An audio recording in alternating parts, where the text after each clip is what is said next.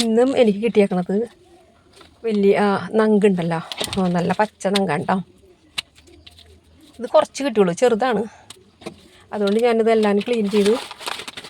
മുളക്, ഉണക്കമുളക്, ചുവന്നുള്ളി, ഇഞ്ചി, വേപ്പില, ഉപ്പ്, ഇതെല്ലാം കുരുമുളക് എല്ലാം കൂടി ചേർത്ത് അരച്ച് പുരട്ടി വറക്കുകയാണ് ചെയ്ത് കേട്ടോ.